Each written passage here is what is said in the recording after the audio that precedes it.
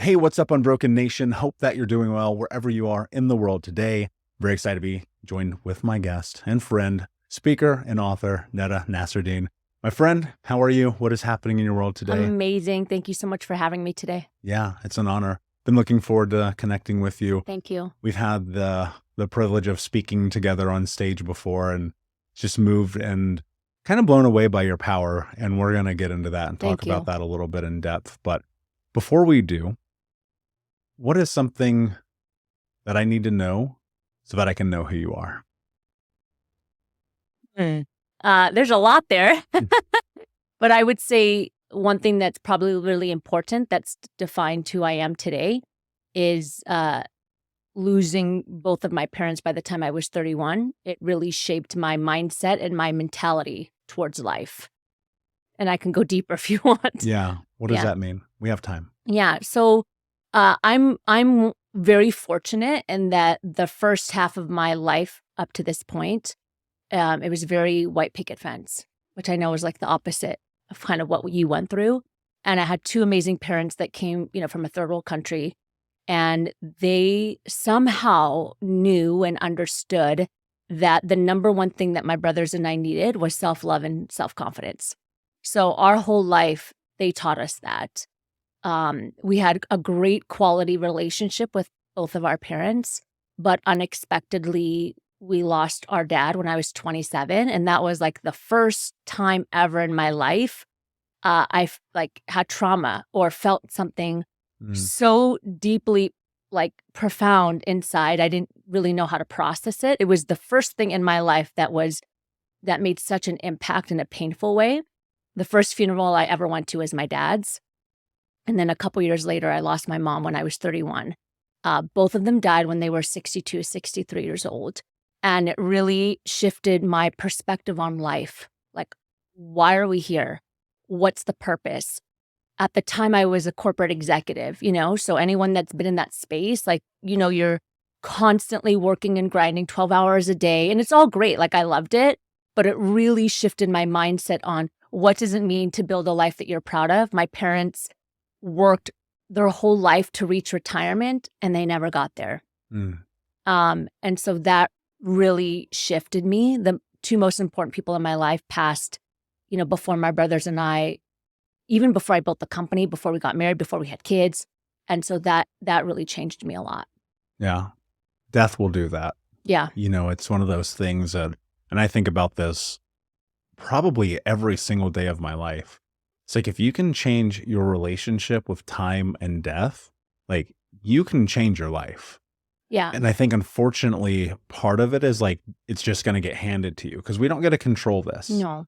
Right. And, all of us would love for our parents and our friends and our family and our partners to live healthy, long lives. But obviously that's not the case. Yes. 100%. When you talk about shift, because here's the reality, it's not uncommon that people have that. And a single loss can be such a traumatic experience. I've coached people where it's kept them trapped for 25 years. Yes. Right? Fear has overtaken them. They become ostracized. They put themselves, 100%. They don't do social things. They disappear from the world. What was it like for you? It's interesting because they were so inspiring and amazing the first half of my life. I had nothing but gratitude. I had pain, but at the same time, I understood that, like you said, this is one thing I cannot control. Everyone passes away. We can't control when they pass away. And so I constantly needed to shift myself towards a mindset of gratitude that I'm just lucky that I had the quality of parents that I had. Did I want more quantity? Of course. But I didn't want my pain to go to waste. So losing my parents, it was the thing that came into my mind is if their loss is going to go to waste. I'm going to use that pain and the best of what they left my brothers and I to build something and grow something. And I was also going through the divorce at the same time when I lost my mom. I built my company out of a hospital. So I was going through a divorce and losing my mom who was sick. And I was building Rise Up For You at the same time and taking showers at the gym across the street and running back. And so I really got my butt kicked, but it was just a really great sign of gratitude and like, where can I go from here? And I think you're right. There's a lot of individuals, unfortunately, that they go through this breaking and they stay there, right? Like they never really grow from it. They might maintain, but a lot of individuals don't take that pain and then say like, now how can I make myself better and truly make an impact in the world? And I just refused to do that. I was like, no, I got to do something with this. Yeah. Was that every day? No, of course not. There's definitely times. I mean, when I lost my mom, I went through like a depression, like the first year. I was sleeping long hours. Like I, had to really process what I had been through. And unfortunately, she had a traumatic passing. She had cancer, and it was just freaking brutal. Like anyone that has lost somebody to cancer and you're there supporting them and helping them, the impact it's traumatic. And it was for me. So, with my mom losing her, but then also processing like the day-to-day challenges that we went through when she was sick, it took me a long time to even like have happiness again. I would wake up and all I would have were nightmares and dreams about it. And it took me a long time to reconcile. I had a different connection with my dad. So when he passed, I didn't have that same feeling. Like I had peace when he passed, With her, I didn't, because I felt sad with how she passed. Yeah. Yeah. Unfortunately, again, we don't get any say in that. No. And it's fascinating to me that you're in this position of seeking gratitude in this. Yeah. One of the alarms on my phone that goes off like 5 times a day just says, say thank you. Yes. How important it is to remind ourselves of gratitude. And it's hard to get, like, I think about it a lot. I mean, I experienced death for the first time when I was like 7 years old. And then growing up in the environment I did, losing my 3 best friends, losing my mother, my grandmother, all to drugs, alcohol, all the things that people step into to be avoidant of life. Yeah. Right. And look, the reality is I probably wasn't very far from that either. That's how I hit rock bottom at 25, 26 years old. Yeah. And it was really kind of not only gratitude, but something you said that was important that I think people don't utilize enough. And it's like, you have to push yourself through. Yeah. Here you are, and look, no one can take this around from you. You have every right in the world to not show up, to disappear, to be in the sweats and eat ice cream all day long, all of the things. And yet, despite losing your mother, going through a divorce simultaneously, you made a decision like, I'm going to build something. I'm going to rise up. Yeah. And I think it's important to process. I never want people to think that they need to be a robot and be like, I just got to get through it. You have to process, but you can't stay there forever.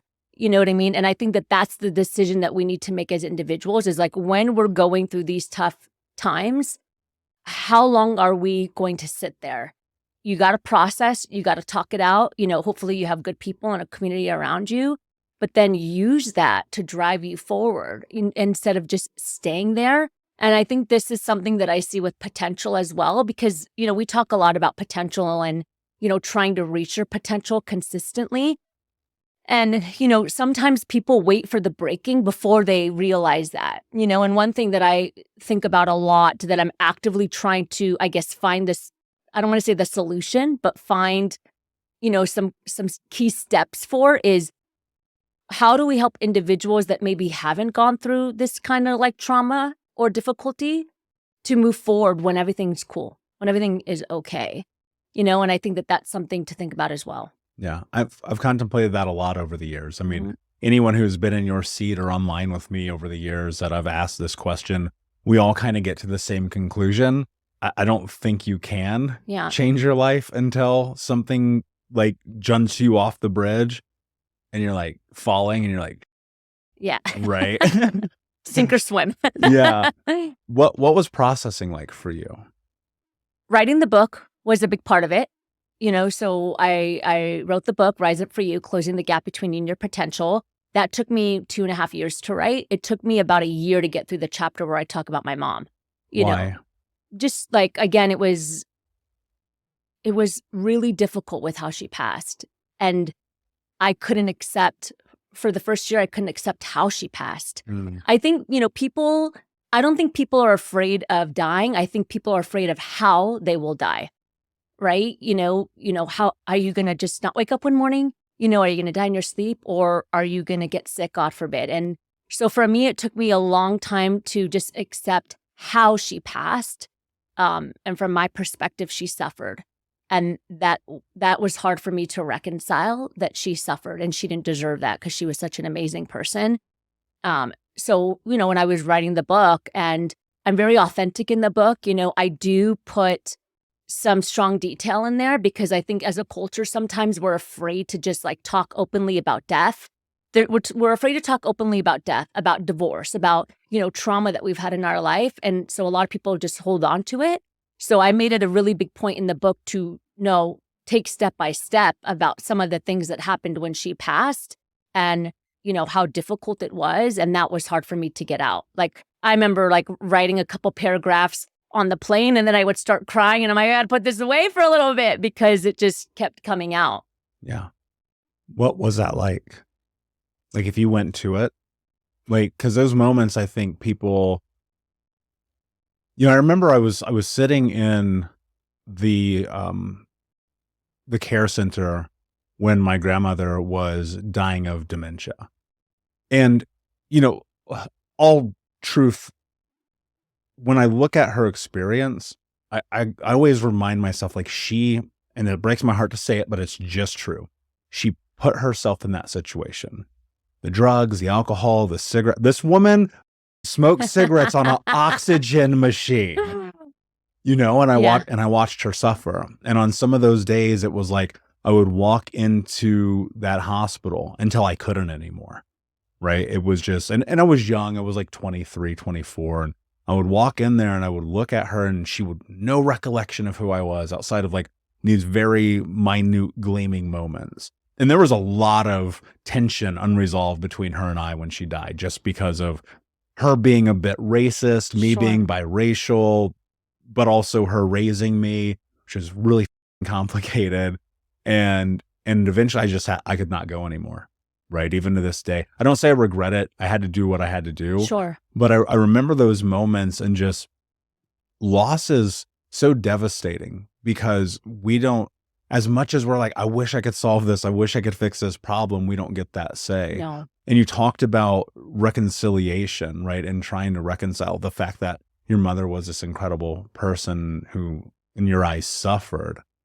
Have you reconciled that?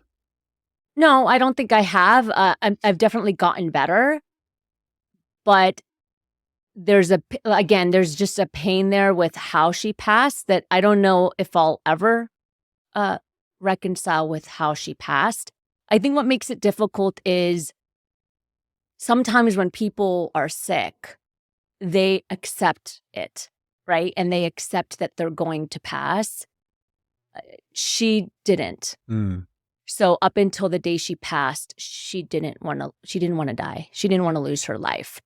We watch these movies where someone's sick and they're like, just let me go, like totally. Like, it's my time. Like, that wasn't her experience because she was young and she was healthy and, she lived a good life, but she just wasn't ready. Mm. And up until the day she passed, she was not ready.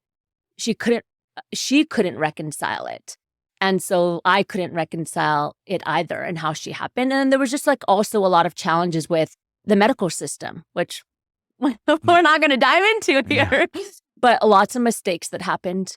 Lots of statements about, you're going to survive, you did it, you made it. And then a week later, you're terminal. So it was also a very difficult time emotionally because there was mixed signals from the medical institution. So one day she was surviving and she beat it. And then the next day it was like, it's all over your body, you're terminal. Mm. So there were some challenges along the way. And I think I've reconciled it to the best of my ability at this point, and I guess I can tell by the dreams that I have.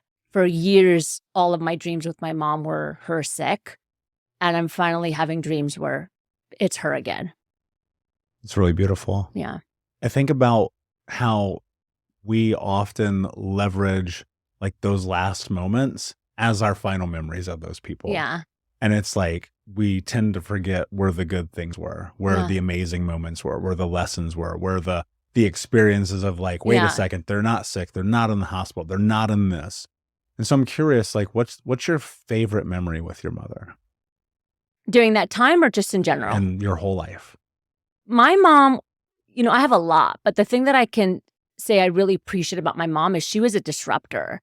And I didn't realize until I was older. Like, my mom was a Middle Eastern woman, 100% Lebanese, who, when she was young, she wanted to be a model. So she would like sneak out of the house, and she was Miss Pennsylvania.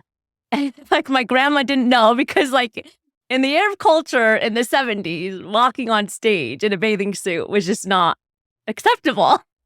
And she was that person. So she would sneak out, and then she would go compete in Pennsylvania. She became Miss Pennsylvania. And so she walked her walk and she did her thing. And that's what I remember about my mom is, even though, we come from an amazing culture, she just did things her own way. And she taught me to do that. So when I was growing up, I wanted to be a singer. And my dad's like, what are you doing? Go be a doctor, lawyer. And, anyone that's a part of that culture understands that, right? And my mom would be like, just go sing, go do it. You could do it, And she just let me do my thing. And I did. My first career I ever had, I was a performer. I toured the world as a singer.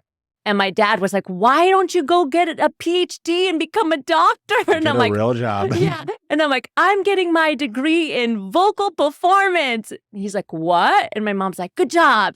So my favorite memories were the fact that she was really good at tuning out like the noise around her in society and culture. And she just did her thing. And she taught my brothers and I to do that as well. And that's what I loved about her. It's such a great lesson, because we get so indoctrinated into what society tells us who we should be. Yes. And then you're faced with what I would consider to be probably a really difficult juxtaposition of, here's your mother who's like, go for it. And your father's like, what are you doing? Yeah. How did you navigate that? Yeah, well, my father was also very empowering too. He just wanted us to take the more traditional way. But meaning like he saw that I had good grades. So he's like, go do something that's going to make you a lot of money, right? In their eyes. And he was from a third world country. He came here with $20 in his pocket. He had 3 jobs. He struggled, and he didn't want us to. And I don't think he could see that music could make any money, right? He's like, what are you doing? And I got straight A's and I was a good student. But, a lot of times people ask me like, oh, you come from a Middle Eastern background. I'm like, I don't come from a family or a culture where, the father figure, my dad, he was also very empowering. He taught my brothers and I to have confidence. And I would say he's the one that really forced us to understand our potential. I mean, I would come home with an A-. I talk about this in the book. And he'd be like, why don't you have an A+? I'm thinking, A- is pretty good, Dad. And he's like, but can you get the A+? Yeah. So if you could reach this, why did you sell yourself short? Not for me, not for your teacher, but for you. And he was really great at that. So I had my dad who was pushing us to reach our potential. And then I had our mom who was like affirming us to just be our best self and be true to us. And the combination was just freaking amazing. How did your father teach you how to find confidence? I think it was through questioning. It was through questioning, and it was through always pushing us a little bit more, challenging us. So again, like when I had the A-, can you do this? Not for me, but for you. Do you think you can? Yes. Okay, what do you have to do to get there? And also just through questions. Every time I asked a question, he was like, you tell me, what do you think? And he always, even growing up, even with teachers, was like, I need you to know that nobody is better than you and you're not better than anybody else, period. And every day he was like, you're not better than anyone else and no one's better than you. I don't care if they're the teacher. I don't care who they are. People are people and you need to be respected and you need to respect as well. So that creates, think about it. Today, especially when it comes to self-confidence, a lot of times individuals struggle because they want to be liked or they want approval, or they want validation, or they want to people please. And because he taught us that we're all the same and we just need to prove it to ourselves, like that concept of I need to be validated by that person or I need to please that person, it never existed for my brothers and I. That's powerful. Yeah. That was a struggle that I had to work through for a very long time. Yeah. Growing up and looking at the world through an opposite lens and hearing my own parents say, you're not good enough, you don't matter, you're a loser. That gets reinforced in school. And I found confidence literally through the same way that you just laid out, just on a different timeline, right? And so when I found myself in my 20s after hitting this rock bottom, it was just like, how hard can I push myself? Like, what could I really do? Mm-hmm. And this is a weird thing to understand until you understand it. And I think this may apply for probably most human beings. I was like, I'm weak. And what weakness felt like for me was not standing up for myself, not showing up, not rising up, doing all the other things for all the other people except for the things for me that I know that I needed to do. Yeah. And it was like massive codependence and partying with people who could give two that I existed. And like doing whatever, if you liked me for 10 seconds, I would do everything for you, right? And so finding confidence really is about that. Like recognizing we're all people. Nobody is better than anyone else. No one is above you, even though we like to think that they are. That's like a mind game we have to stop playing with ourselves. 100%. And I think the only way you get through that and you navigate it is like, you have to do hard. You have to do hard. And that hard shit is like your dreams. Yes. Like it's the thing that keeps you awake at night. And people are so scared because of the fear of failure, the fear of judgment, the fear of shame, like things we talk about all the time. And I just constantly come back. I'm like, you're going to f up anyway. You're going to suck all the time at new stuff. And people are like, I want to be proficient before I show up. And it's like, I remember, you'll appreciate this as a speaker. The first time I did any event on my own, 2 people came. Yeah, 100%. Oh my God, I had one.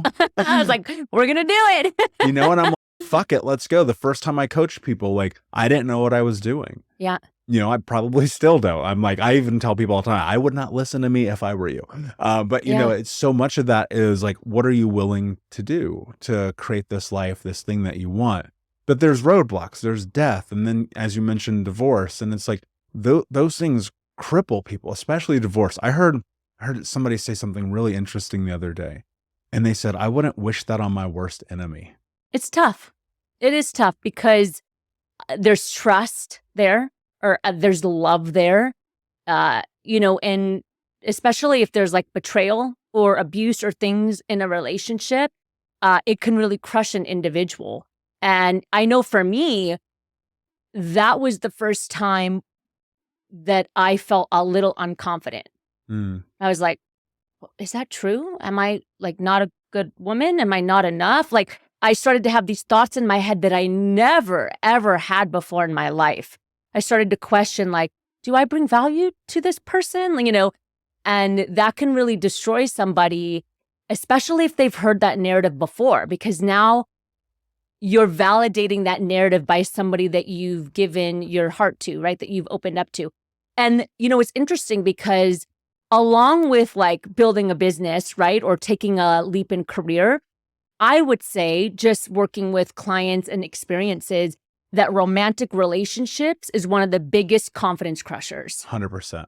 It's one of the biggest confidence crushers. I mean, because again, there's a vulnerability there. There's a different chemical like reaction, obviously when you're intimate with somebody versus your family.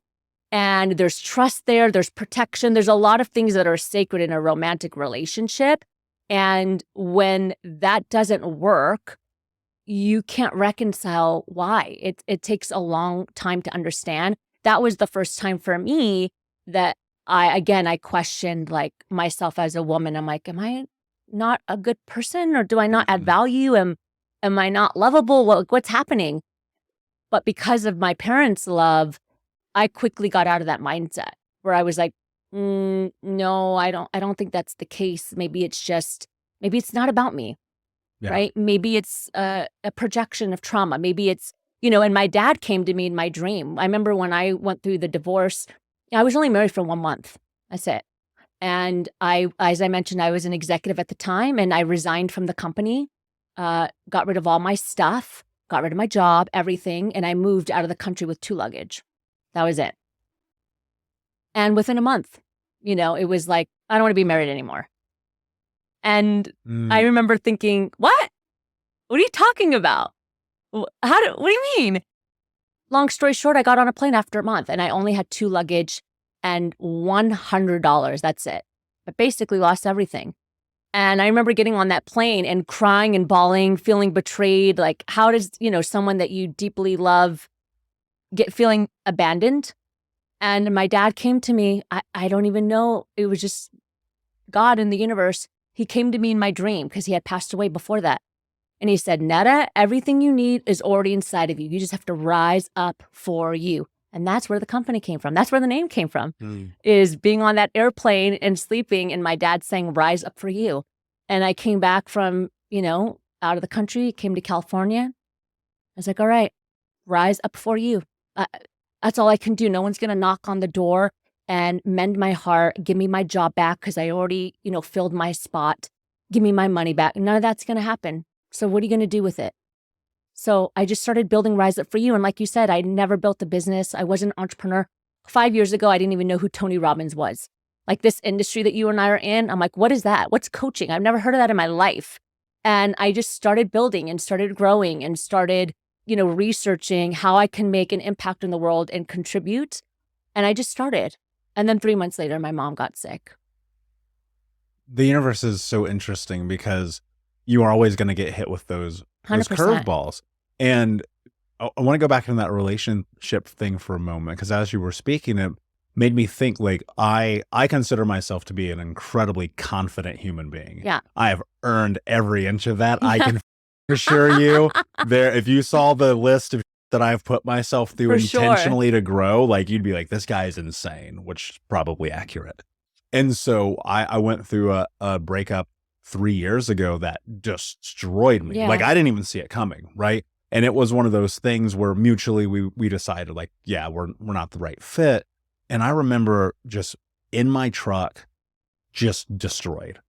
And thinking to myself, many of those thoughts that I hadn't had in years, because what's really interesting about a relationship, it can rise you. Like, this is a word we're probably going to use a lot today. It can rise you and just, like, you have confidence. You feel like you can take on the world. 100%. You have a support system. Like you're protected and promoted, as our mutual friend David talks about. And then that like, it was like in a blink of an eye, I was like, should I be a coach?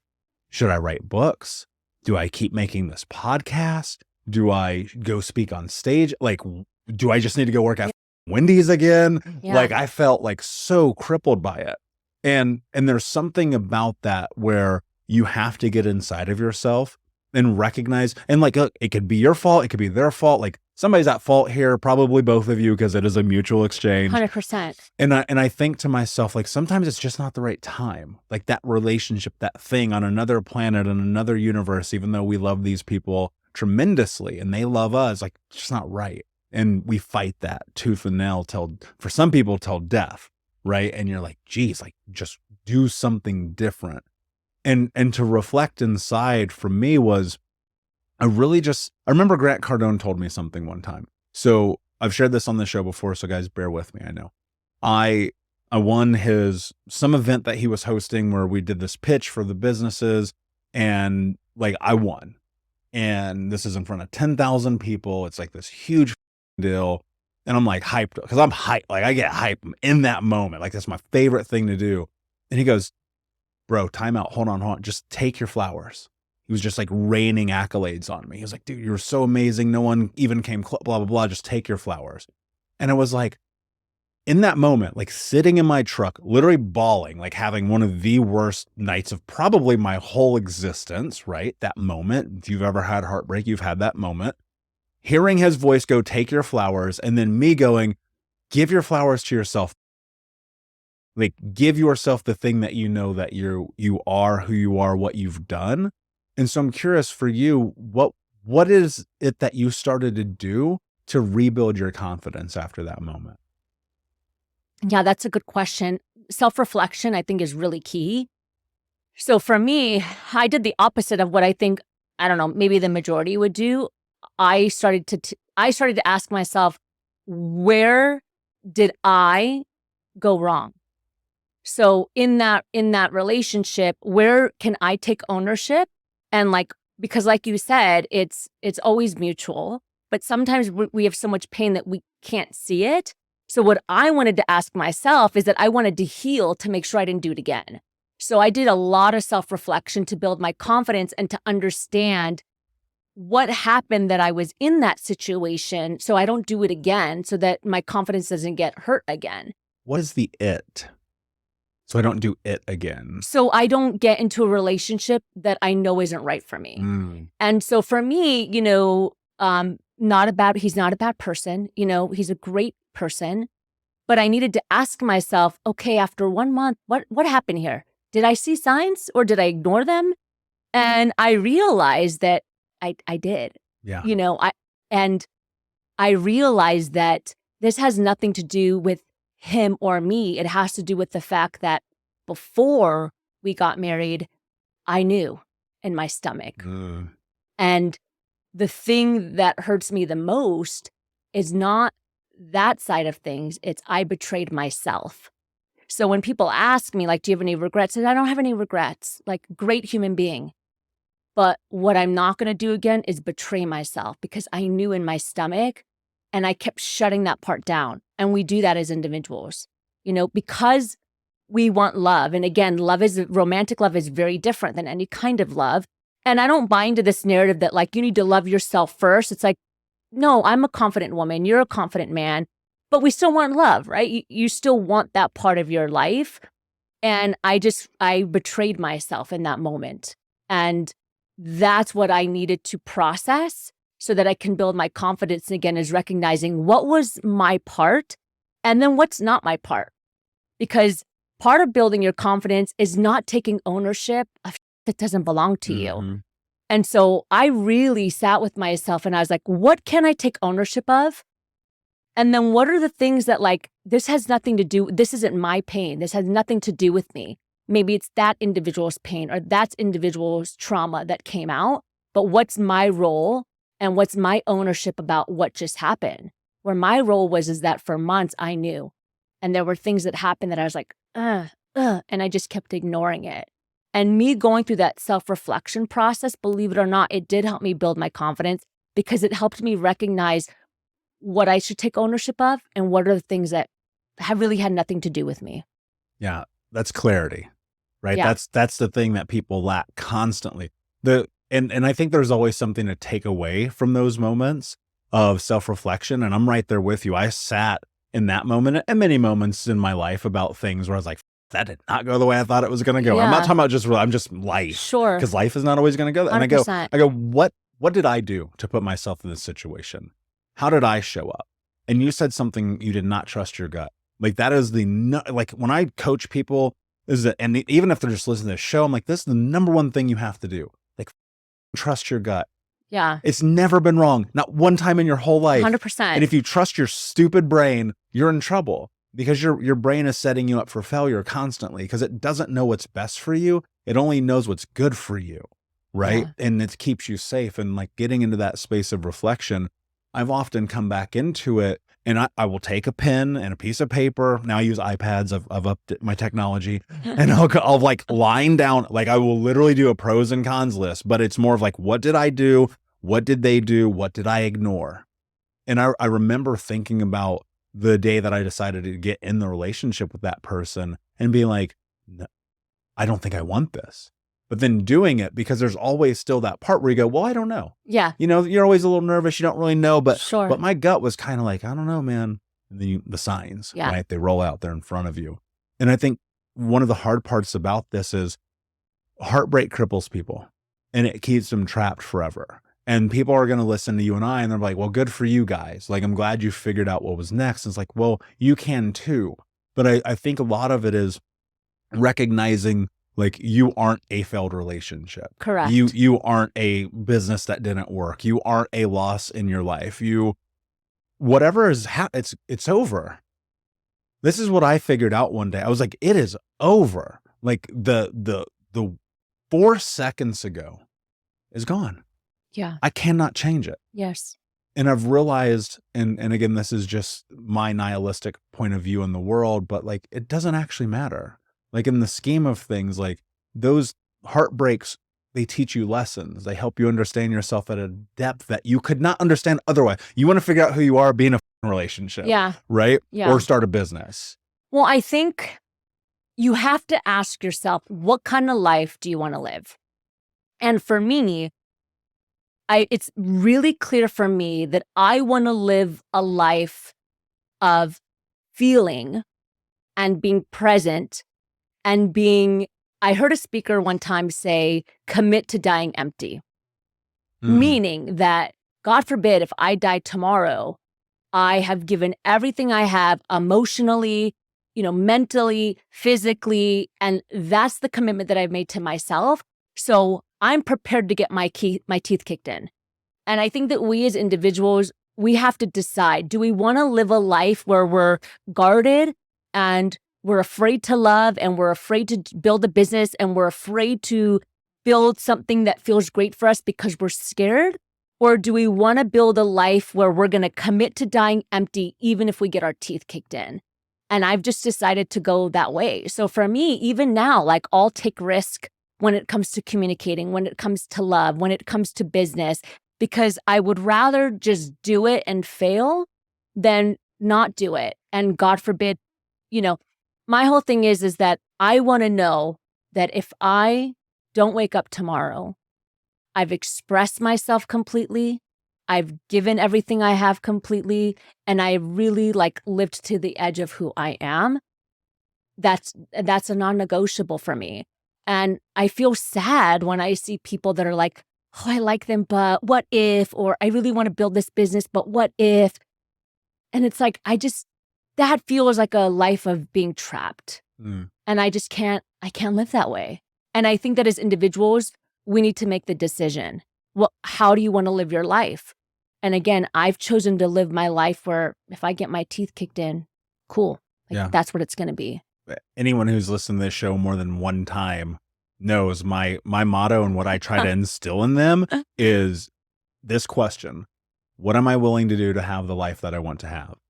And if the answer is anything less than no excuses, just results, you're in trouble. You're not going to get your dreams. Yeah. You're not going to get the relationship. You're not going to get the body, because we love to negotiate with ourselves. I know this is going to sound absolutely insane, but when I was 26 and I'm starting in this journey, I realized I only ever let myself down. Yeah. Constantly.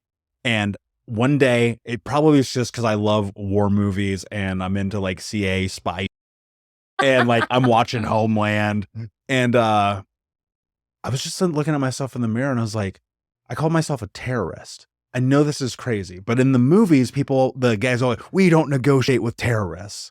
And I was like, I have to stop negotiating with myself. I have to stop allowing myself to get in my own way. I have to stop allowing myself to let myself down. Yeah. And you talked about that. That is such an intrinsic part of us. I know that's a weird spin for me. We talk to go ourselves down out that. of things. Okay, so that's what I want to get into. You don't negotiate with yourself. No. But you have. Yeah. You're a human being. Yeah. For me, it was I needed a really high extreme, because I come from this background where my mother cut my finger off when I'm 4 years old. I'm a drug addict when I'm 12. I need extremes to get this boulder is gigantic, right? How do you stop negotiating with yourself? I think for me, it's really grown with my intuition, like we've talked about. If I feel something and I'm excited about something and it's prolonged more than a day, more than 2 days, more than a week, I don't think about it. The best things that have ever happened for me were decisions. We're just on a whim. Because if you don't take action, you talk yourself out of things, right? And I know you understand this because of the coaching space as well.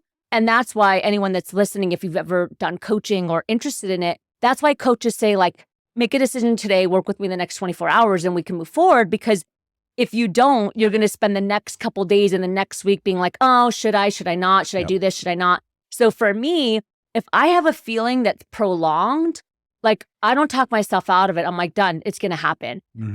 That's what happened with my business. After a couple days, I was still thinking about Rise Up For You. And I'm like, I'm doing this. That's it. Done. And I never looked back. Same thing when I moved out of state and I came to Vegas by myself. I was like, I had that feeling and I was like, done. I'm moving to Vegas, and I just did it. And I won't allow myself to talk myself out of it, because that's where you get in trouble. And that's where you're like, but what if, and what if something feels good for you, if initially something feels good and great for you, just do it. Yeah, and you'll figure it all out. But hold on, you don't understand. Every time I do that, I f up.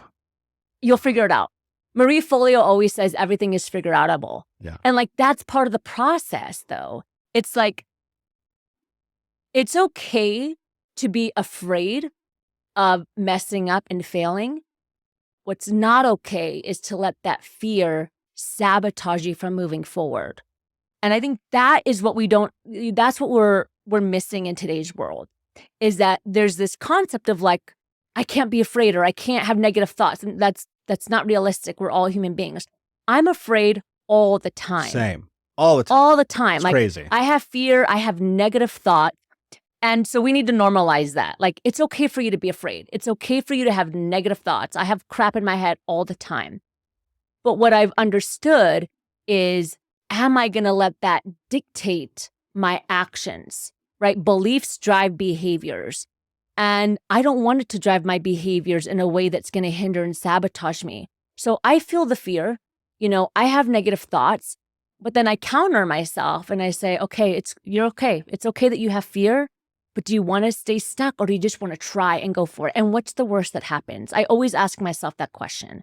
What's the worst that happens? And is it really the worst thing that can happen to you? And for somebody that's had divorce, that's had loss, you can understand this and appreciate you've been through a lot in your life. What's the worst thing that can happen? And is it the worst thing that can happen to you? Yeah. The worst thing this is my opinion only, the worst thing that can happen to you is you die. That's it. Anything shy of that, there is a solution. 100%. You can find your way through it. And I think that's what's so interesting. It's there is an unlimited number of possibility in the world. Yes. Now, look, physics apply. You can't be the first person to try to breathe in outer space. Like, that ain't going to happen, sure. Right? You know what I'm saying? Like because somebody's challenging me right now. They're going to email me and be like, what about this? Shut up. It's stupid. Like, let's keep it within the laws of physics, right? And reality. But no matter where you're at, whether it's you have hit rock bottom in your business, your relationship, your health, your wealth, your physical being, like whatever it is, there's a solution in here somewhere. Yes. I'm not saying it's happening overnight. Like, I look at so many of the transformations in my life and it's like decades of work. Yeah. Right. I mean, I've been doing therapy and my own personal coaching and mentorship for 13 years. And I honestly just now feel like I've taken like a step forward, right?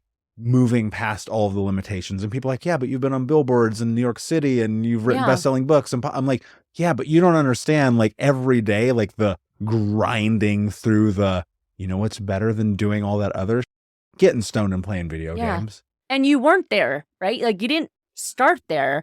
No. We didn't, build a business and then overnight be on billboards and get clients and so on and so forth. Like, we started from scratch. And I think that is something to really know and for people to hear, is like, we started from scratch. And if we can start from scratch, you can too. But you gotta manage the fear so that it doesn't cripple you. Otherwise, it's going to be 5 years from now and you're going to be in the same place. It's going to be 10 years from now, you're going to be in the same place. And then that's when we build resentment in our life, because we never actually just did. One of the most heartbreaking things for me about the human experience is knowing realistically for some people, it's going to take 25 years to do something that takes 10 minutes. And like, that to me is so devastating, because it's like you have so much life in front of you, but we get so stuck in it, so trapped in it. And I think the thing that's missing for people is recognizing like there's support out here, and so I'm wondering for you, as you were going through, anytime you're building something, like, it is so hard. Building a business is almost impossible, right? Dealing with death, almost impossible. Divorce, almost impossible. Yeah. what were the mechanisms that you had in your life for support, for growth, for, reconciliation, for all the things that have started to pave the path that you are now on? Like what was day one like? For me, it was community and mentorship.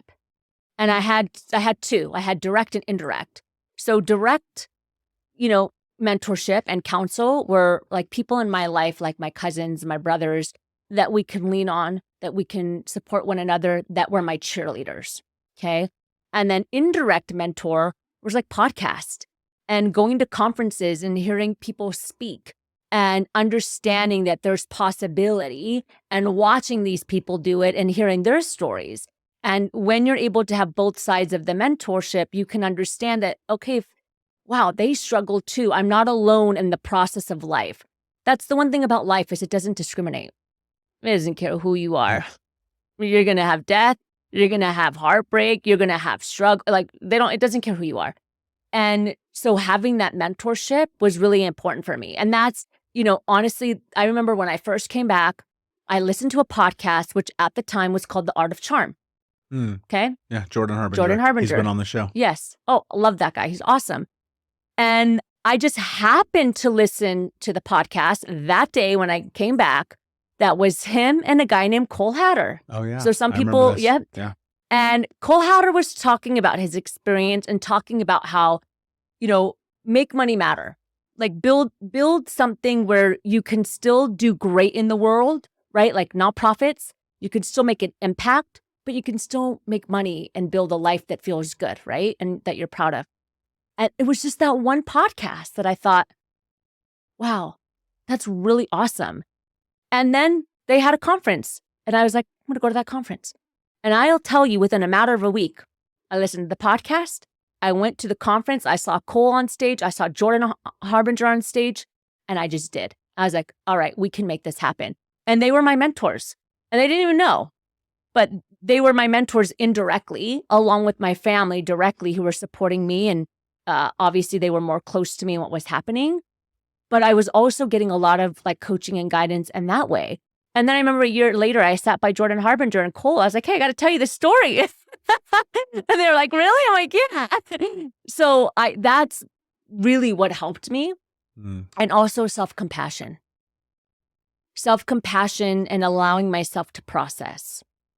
So I let myself process, but I didn't let myself stay there long. So there would be days where, I felt really sad and I was like, okay, take an hour to yourself, take 2 hours, go watch a movie, go for a walk. And then let's jump back in. And then the next day, same thing. Okay, take an hour, take a couple hours, let's jump back in. So I allowed myself to feel, but I was really intentional about not letting it cripple me. One of my hopes with this podcast now, over 5 years, 700 episodes, interviewing amazing people like you. Awesome. Is like, I hope this can be that for somebody. Yeah. That Jordan Harbinger moment, right?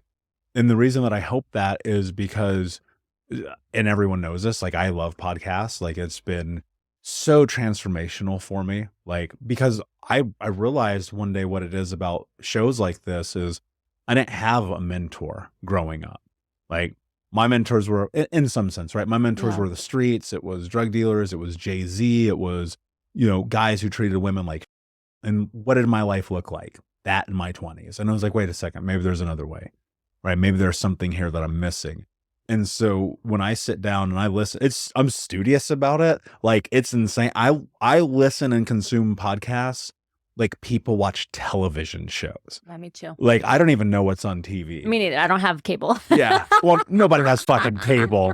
All right. They don't. But you can't just say like that drives when people say that. I'm like, no one has cable. We don't. But anyway, but my point in saying that is, you don't know what impact something's going to have until you do something with it. You had all the information. This is where I'm going with this. We have so much we live in the information society. Yeah. You can go find out how to do everything. Oh my God. From baking cookies to like starting a Fortune 100 company. Yep. You can go find it all on YouTube, on podcasts, on the internet, blah, blah, blah, blah, blah. It's all there. But the thing that's missing in all of that is the action. How do you when you're in that moment, so you have a choice to make, right? You said you make decisions very quickly. I do too. I have learned through business, through life, through investing, through whatever, whether it's like, I'm going to go roll jujitsu today. It's like that decision is made in a moment and I just do it. Yeah, me too. How the hell do you do it? Because for me, it is about, again, to your point, trusting your gut. But then further, it's like, I don't want to wonder what would have happened if I would have. It's confidence. It is. It's confidence because beliefs drive behaviors. And so I know how somebody feels about themselves just by the way they behave with me, right? If they shake my hand, if they look me in the eye, even the verbiage that they use when they talk to me. And so I think a big part, I mean, it's exactly what you said. I see this every day when I work and talk with professionals, people that have PhDs, master's degrees, bachelor's, a ton of certifications, everything they need to succeed. And yet they still don't take action because they feel like they still need more. Mm. And it's like, no. You have everything you need except the belief in you. Except the belief in you.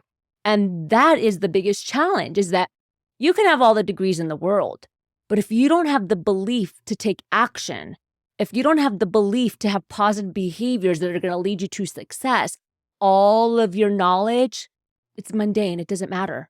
It's not going to do anything. It's just going to sit on the shelf. And so that's why I always say that it's really important that you got to have both. You know, like it's great to go to school and get all these degrees or certificates, but you have to believe in yourself as well. Otherwise, nothing is going to happen and you're not going to take action. So I think it really starts with the belief system and reprogramming yourself to rebuild confidence. Confidence can be built. Yes. A belief in yourself, you know, neuroscientists talk about this all the time. We can reframe our thoughts so that we can move forward, so that they serve us instead of sabotage us. But that's what we got to work on. I mean, my team and I asked thousands of working professionals last year, not hundreds, thousands. What their number one challenge was, 83% said self-confidence. Mm-hmm. That's big, 83%. Now, I always say that that's the greatest tragedy today. That's the pandemic, is people around the world that don't feel enough. Even though they have what they need, they just don't feel enough. And I think that that's what we have to work on, is get to a place where you do feel enough and you're not identified. You're not identified by accolades and your job title and your degrees, so that when you do fail, you're not identified by that.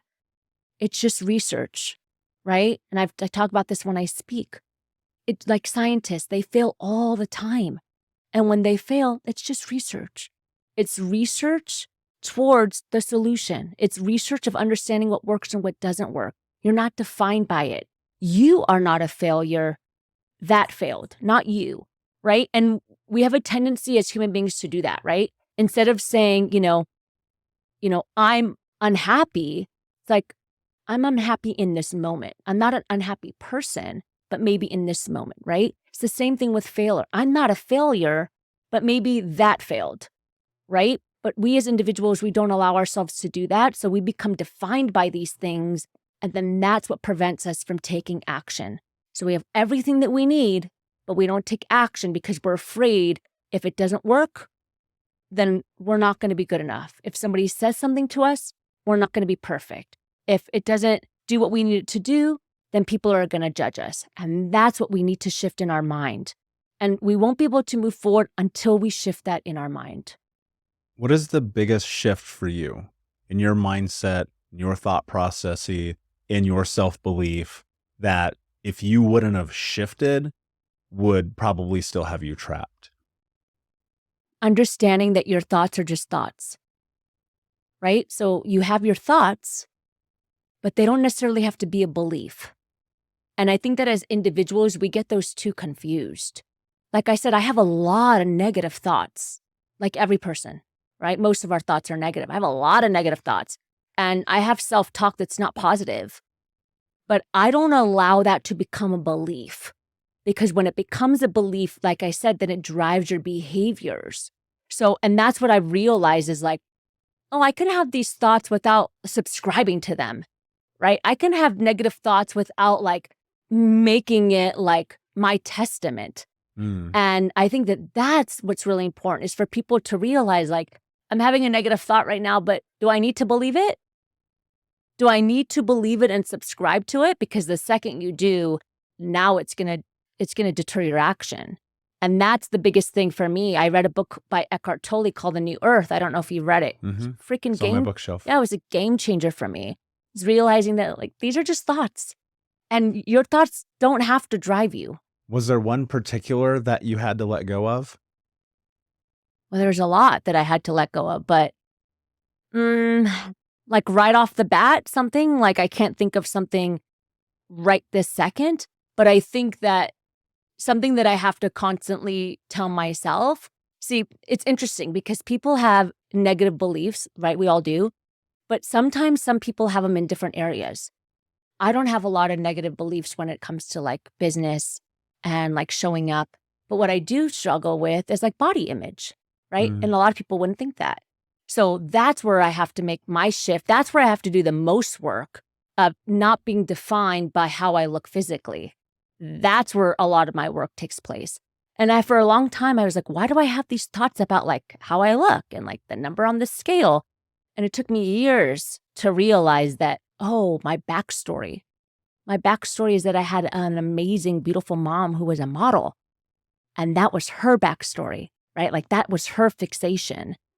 And so that's a thought that I had to spend a lot of time breaking down, is, do I need to look at the scale every single day, 5 days a week?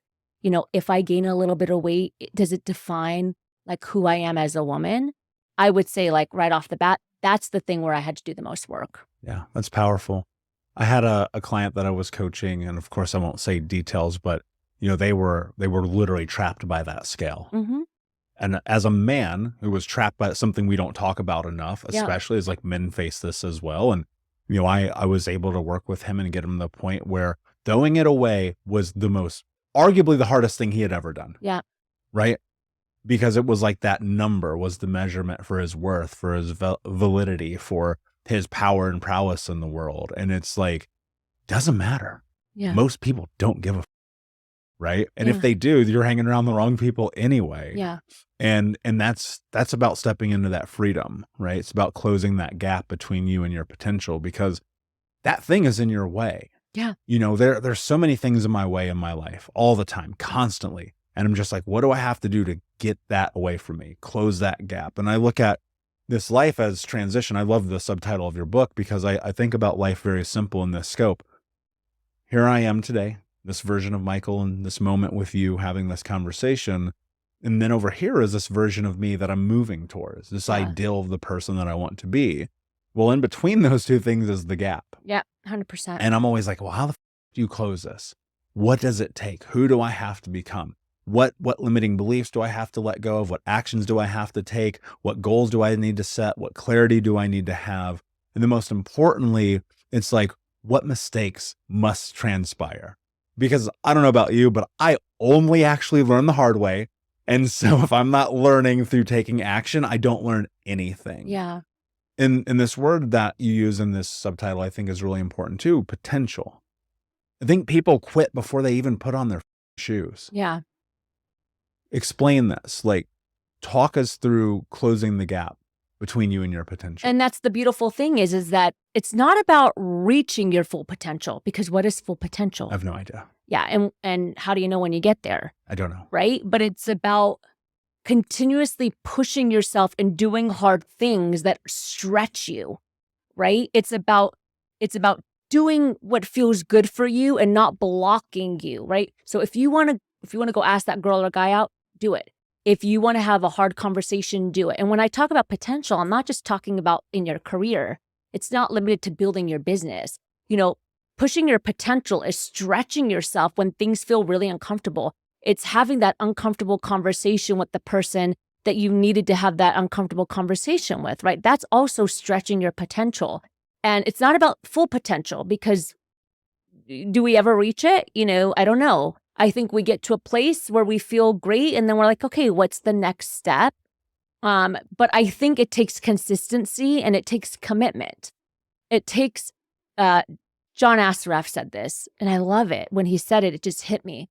Are you interested or are you committed? Mm-hmm. Are you interested or are you committed? So you got to decide, are you just interested in growing? Or are you committed to growing and being a better person so that you can build a life that you feel great about, that you're proud of? And I think that's what potential is about. It's every day stretching yourself and doing hard things, even if you don't want to do them, because you know that it's going to set you up for success. And I think to add more to that, and I think this is not talked about enough, is like maybe you just don't want it. Maybe you just don't want it. And you think you do, or you've convinced yourself that you do, or your mom said you should, or the community did, or the indoctrination from your childhood, depending on your background. You've convinced yourself of something that you do not want. And I think that that is one of the things that you really have. Some people don't want personal development. Some people want to go home and eat the gummy bears and play video games. Yeah, totally. Respect. I'm not mad at you. Like, if you're good with, cool. But if you're like, this isn't enough for me, I believe you have a moral obligation to yourself, to your community, your family, your church, your potential legacy, even though no one's going to remember you in 100 years, so it doesn't really actually matter. But it's like, in this moment right now, this is life. What is happening?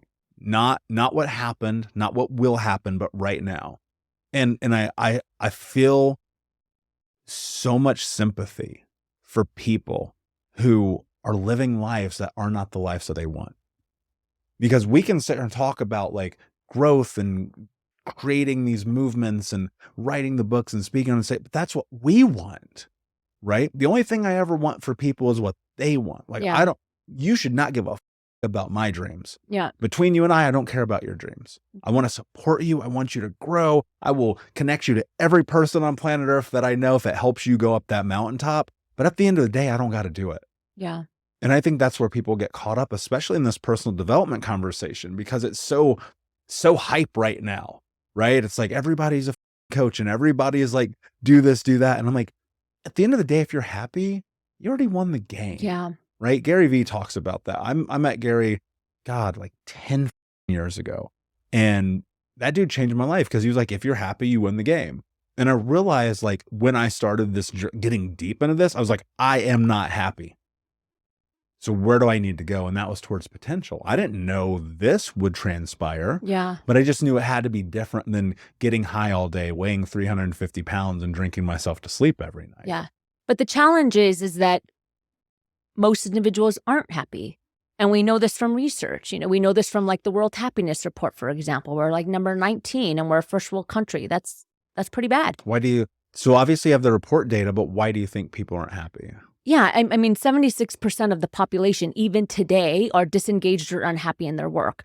And I think it's because exactly what you're saying is that people haven't taken the time to figure out what do they want. Mm.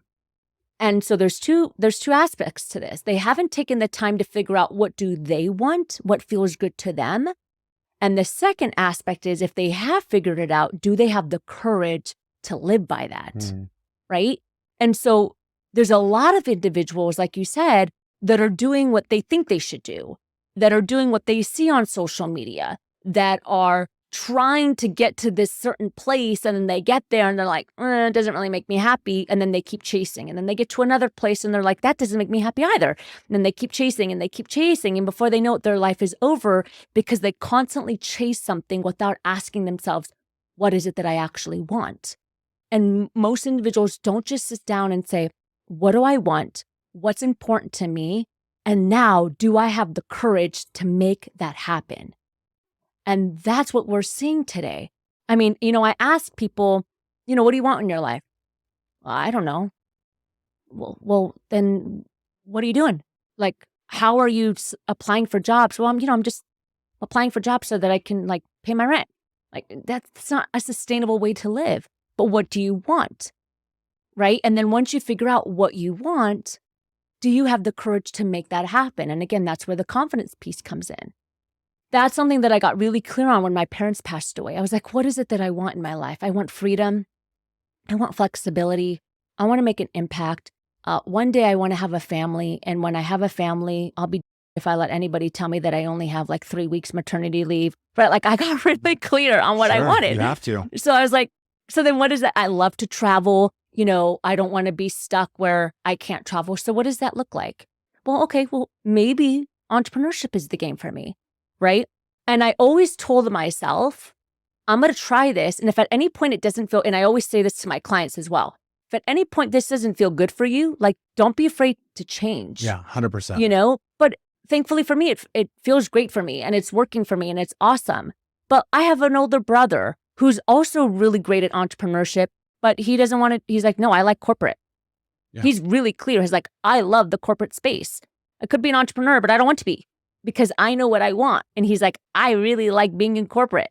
I like working with CEOs above me and like hearing their thought process. He's really clear on what he wants, and that's what he does. But he's taken the time to ask himself, like, what do I like and what do I want? And he's walked that path. And I think that's fantastic. But not enough people are doing that. And it's interesting because, even when I work with my executive clients, I ask them, who are you and what do you want? You would be shocked, or maybe you wouldn't. Every single client that I've ever had, which is a lot, have always said, I don't know who I am, and I don't know what I want. I need to get back to you. I'm like, well, who are you? I'm an executive. No, but who are you? I'm a mom. No. Who are you? I don't know. They don't know who they are. They don't know what they want.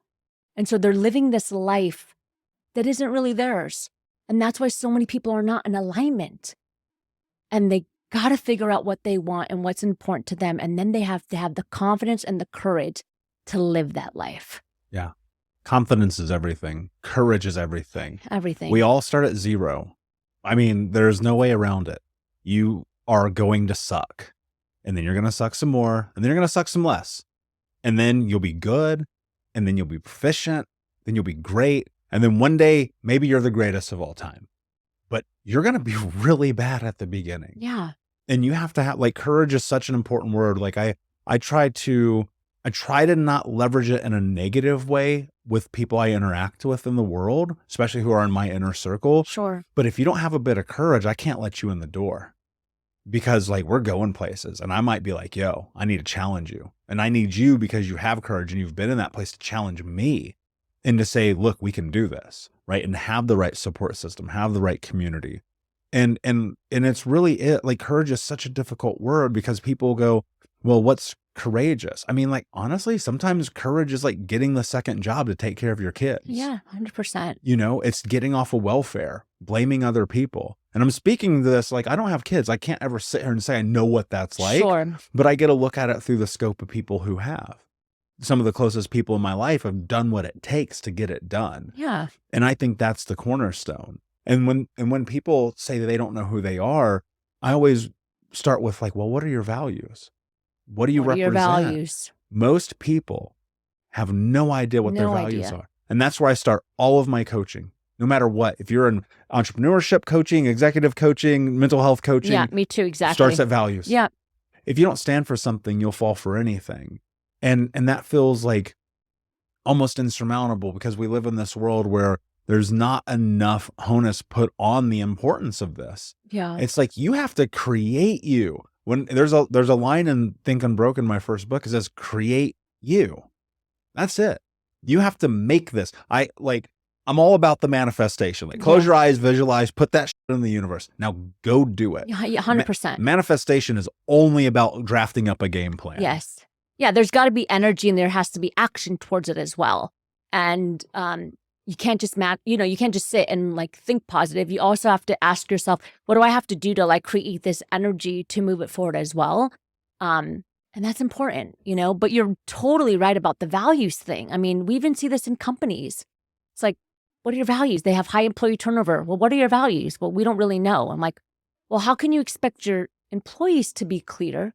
How do you expect your employees to show up and be the best employee they can be if you don't know what your values are? Because they don't know how to show up. They don't know how to show up for the company. And it's the same thing with individuals. What are your values? And then again, having the courage to live by those values, yes. Right?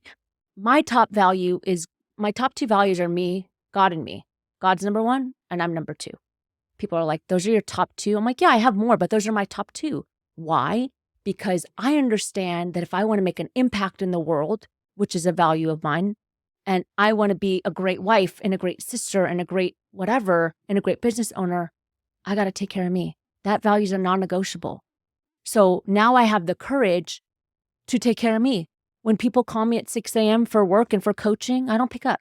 When clients are like, I need to get you on the phone, I'm like, no, it's not during my work hours, because I'm a top value. And when I make myself a top value, now I'm my best for you. But people don't have the courage to do that. I mean, if you were to ask somebody, what are your top 3 values? Most individuals will say like my family, my health, right? They'll say these are my values. These are things that are important to me. Kindness, loving the people in my life. But then if you were to say, well, what does the majority of your time go to in the week? Most of the time, it's not towards those top 3 values. Mm-hmm. You see, there's a misalignment there. And again, coming back to that courage of being able to say, these are the things that are important to me. And now I'm going to have the courage to implement those things in my life so that I feel good about what I'm doing on a day-to-day basis. And the most difficult part about what you said is that the people around you are going to point it out to you. Oh, yeah. When I sat down, my values have been like the same for basically a decade. Honesty, kindness, leadership, self-actualization, no excuses. Yep. Honesty is number 1. I will tell you, you know me, I tell the fucking truth as much as humanly possible. I am fallible, but I do my best, okay? When I started doing that, when I stepped into those values, when I leveraged that system, when I put this in place, you might have well thought I let off a nuclear bomb in my life, because the people that started to go away were my best friends, the people I'd done everything with, because I stood in front of them and I said, this is the person I'm becoming. I know you really loved that old version of me. Well, I didn't. That version sucked. That person was horrid. Yeah. I do not want to be that. And so I think about darkness in this sometimes, and the power of that dark energy. And sometimes you need it. Sometimes you need to leverage that a little bit to go, I am sick of myself. I'm disgusted with I am done putting up with me. And in the same way, you put you first, God then you, right? If you are not good with you, you will find a way to make it happen, because you has become a value. 100%. And I try to tell people all the time, you are the most important person in the room, always, all the time. And that is not a selfish thing. That is a self-care thing. I cannot, in what we do in helping people, and at least I try my best, I cannot do anything for them if I don't do something for me first. Yes. And that's the old airplane analogy. We beat that thing with a dead horse, but at the end of the day, but like it's true. It's true. And it's more than true. But, this goes back to, we can talk about this for a long time, is that everything that you and I are saying, people understand. But what really needs to happen is make the shift from just hearing it and understanding it to living it and implementing it. And people know, like, okay, I got to put myself first. But are they taking the steps to say, okay, how am I going to put myself first? When somebody calls on the weekend and says, I need you to do this and have this meeting, but you're spending time with your family, do you have the courage to say, I can't this weekend, I'm with my family and that's important? Or are you breaking that violation and that boundary? And that's the thing that I know for me is really important to, like, again, crack that code, is how do we get people to hear what we're saying, but then embody what we're saying and take little action steps, even if it's one step, one little action step to actually see the change. That's my stomach that's growling there. to actually make the shift and make the change. And you're right. People are going to put you down and they're going to tell you all these things. I mean, I work out every day and I have friends that are like, you're sick. I'm like, why? I work out every day. Like, what's wrong with that? Right? But in their mind, it's like, it's crazy that I work out every day. Right? But for other people, it's like, that's good for you. You work out every day. But again, it's that you're going to hear that monkey chatter from people, because it's easier for people to critique other people than it is for them to make a shift in themselves. Yeah. And that's the story of life. I mean, he without judgment, right? And I think that if you can put yourself in a position of just being entirely okay with knowing that the moment you choose you, everyone else is going to be pissed off at you, your life will be very different. Yeah. My friend, this has been an amazing conversation. Thank you. Thank you for being here. Thank you for the insight. Before I ask you my last question, please tell everyone where they can find you. Thank you. I appreciate it. This has been a great conversation, probably one of the deepest ones that I've had in a long time, especially with my mom. But you can check me out. riseupforyou.com is the website. And the handle is at riseupforyou. You can also connect with me, Nada Nasserdeen. I'm all over the website and social media, but definitely check out the website. We have a bunch of free stuff there for people to grab access to, especially with confidence. Connect with me on Instagram, LinkedIn. Would love to connect with you and talk more. Yeah, and of course, if you guys go to thinkunbrokenpodcast.com, you will find all the information in the show notes for this episode. My friend, my last question for you. What does it mean to you to be unbroken? Unbroken to me means using your pain as fuel for growth and not being stuck in the pain and the adversity that you've gone through. It's realizing that everybody is broken. Everyone has gone through pain. Everyone has gone through trauma, but recognizing that that doesn't define you. Your trauma is not you. It's a part of you. And how can you make that and use it to make an impact in the world and to create shift in the world? Beautifully said. Thank you. Thank you for being here. Unbroken Nation, thank you for listening. Please like, subscribe, comment, share, tell a friend, follow us on YouTube, Apple Podcasts, and Spotify. And remember, every time that you share this episode, you're helping us end generational trauma, helping others transform trauma into triumph, breakdowns into breakthroughs, and giving them, as well as yourself, the tools to be the hero of your own story. And until next time, my friends, be unbroken. I'll see you.